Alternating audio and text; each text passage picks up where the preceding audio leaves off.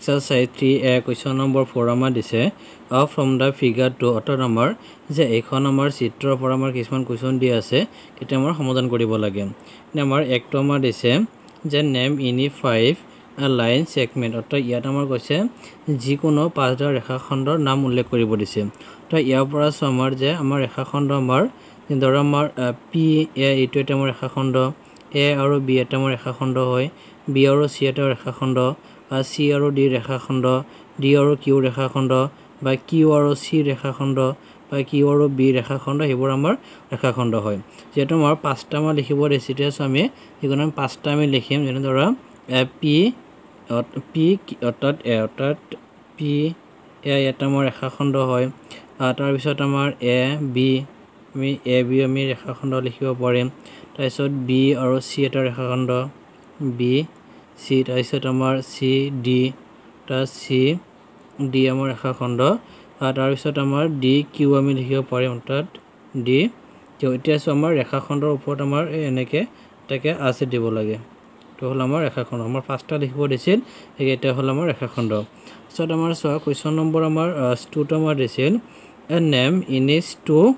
arrange অৰ্থাৎ আমাৰ কৈছে আমাৰ যিকোনো দুটা ৰশ্মি উল্লেখ কৰিব লাগে তেতিয়া ইয়াৰ পৰা আমাৰ আমি কি কৰিম যে আমাৰ এই যিখন বিন্দুৰ পৰা আমাৰ ইনফিনিটি যেটো আমাৰ গৈছে হেতু বিন্দু আৰু এখন বিন্দু এই দুটা মিলি আমাৰ এটা কি হয় ৰশ্মি হয় তে এ আৰু পি এটা আমাৰ ৰশ্মি হয় আমি লিখিম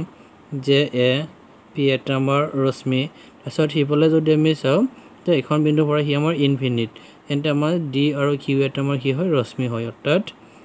এন্ড আৰু এটা আমাৰ কি হ'ব ডি কিউ এটা আমাৰ ৰশ্মি দুটা লিখিব দিছিল আমি দুটা লিখিলো তাৰ পিছত আমাৰ দিছে তিনিটো চোৱা যে ইয়াত আমাৰ কৈছে নেম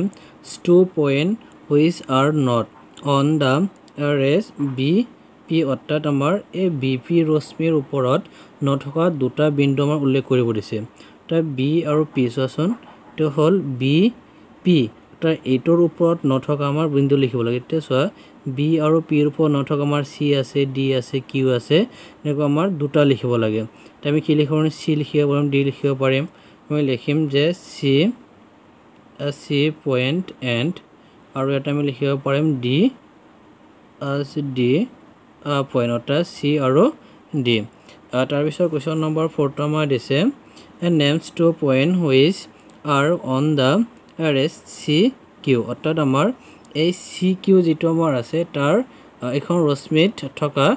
দুটা বিন্দু উল্লেখ কৰিব লাগে অৰ্থাৎ চোৱা চি আৰু কিউ আমাৰ ক'ত আছে তো এইটো হ'ল আমাৰ চি কিউ এইটো হ'ল আমাৰ ৰশ্মি অৰ্থাৎ চি কিউ ৰশ্মি ইয়াৰ ওপৰত থকা দুটা বিন্দু উল্লেখ কৰিব লাগে ইয়াৰ ওপৰত কি আছে চি আছে ডি আছে কিউ আছে সেইকাৰণে আমি লিখিব পাৰিম আমি যদি লিখো তেন্তে আমি লিখিব পাৰিম C point and D point বা কিউ পইণ্ট লিখিম অৰ্থাৎ ডি পইণ্ট এই দুটা হ'ল আমাৰ যে চি আৰু কিউৰ ওপৰত থকা বিন্দু পিছত আমাৰ 5টো আমাৰ দিছে names 2 point on the line A segment অৰ্থাৎ ইয়াত আমাৰ গৈছে এ ডি ৰশ্মি অৰ্থাৎ আমাৰ এই এ ডি যিটো ৰেখাখণ্ড আছে এই এইটো হ'ল আমাৰ ৰেখাখণ্ড এই ৰেখাখণ্ডৰ আমাৰ থকা যিকোনো দুটা বিন্দু লিখিব লাগে অৰ্থাৎ এ আৰু ডি চোৱাচোন আমাৰ এ আৰু ডি আমাৰ ক'ত আছে যে এইটো হ'ল আমাৰ এ আৰু ডি এইখন ৰেখাখণ্ড অৰ্থাৎ এ আৰু ডি ৰেখাখণ্ডৰ ওপৰত আমাৰ কি আছে বি চি আছে সেইকাৰণে ইয়াৰ এনচাৰটো আমাৰ কি হ'ব যে আমি পাছৰ এনচাৰটো যদি আমি লিখোঁ এনচাৰ যে B point and C point অৰ্থাৎ বি পইণ্ট আৰু চি পইণ্ট এইটো হ'ল আমাৰ পাছৰ এনচাৰ কুৱেশ্যন নম্বৰ 5 আমাৰ দিছে put or right for the correct answer and পূৰণ ফৰ দ্য ৰং ওৱান অৰ্থাৎ আমাৰ ইয়াত কি কৈছে শুদ্ধবোৰৰ ৰাইট চিন আৰু অশুদ্ধবোৰত পূৰণ চিন দিব দিছে তো একটো আমাৰ দিছে there are two it point in a line অৰ্থাৎ ইয়াত আমাৰ কৈছে এডাল ৰেখাৰ মোৰ বিন্দু দুটা বুলি কৈছে যেনে ধৰ আমাৰ যে এইটো এটা আমাৰ কি হয় অৰ্থাৎ ই আমাৰ ইনফিনিট ই আমাৰ ইনফিনিট অৰ্থাৎ এখন ৰেখাৰ আমাৰ দুটা বিন্দু বুলি কৈছে অৰ্থাৎ আমি যে এইটো আমাৰ ৰেখা হয় কিন্তু ৰেখাৰ আমাৰ ইয়াত কি নাই বিন্দু নাই তেওঁ ইনফিনিট যাই আছে সেইবোৰতেও আহি আছে সেইকাৰণে আমাৰ কি হৈছিল দুটা বিন্দু বুলি কৈছিল অৰ্থাৎ সি নহয় অৰ্থাৎ ইয়াত আমাৰ কি হ'ব যে এইটো ৰং অৰ্থাৎ আমাৰ হয় বুলি কৈছে অৰ্থাৎ দুটা বিন্দু বুলি কৈছিল যিহেতু সি নহয় তেন্তে এনচাৰটো আমাৰ হ'ব ৰং তাৰপিছত আমাৰ দুইটো দিছে is a race is a part of A line অৰ্থাৎ ইয়াত আমাৰ কৈছে প্ৰতিটা ৰশ্মি একেটা ৰেখাৰ অংশ বুলি কৈছে ধৰা যে এইখন এটা আমাৰ কি হয় তেওঁ ৰশ্মি হয় এনে ধৰা এইখন এটা আমাৰ বিন্দু সাপোজ এ এখন আমাৰ বি অৰ্থাৎ আমাৰ চোৱা যে ইয়াত আমাৰ এ আৰু বি এটা ৰশ্মি হয় বি আৰু এ এটা আমাৰ কি হয় ৰশ্মি হয় অৰ্থাৎ আমাৰ একেটা ৰেখাৰ হয় সেইকাৰণে আমাৰ সেইটো কি হ'ব শুদ্ধ অৰ্থাৎ আমি লিখিম কাৰেক্ট এইটো হ'ল আমাৰ কাৰেক্ট তাৰপিছত আমাৰ চোৱা তিনিটা আমাৰ দিছে a ray has only one end point অৰ্থাৎ ইয়াত আমাৰ কৈছে এডাল ৰশ্মিৰ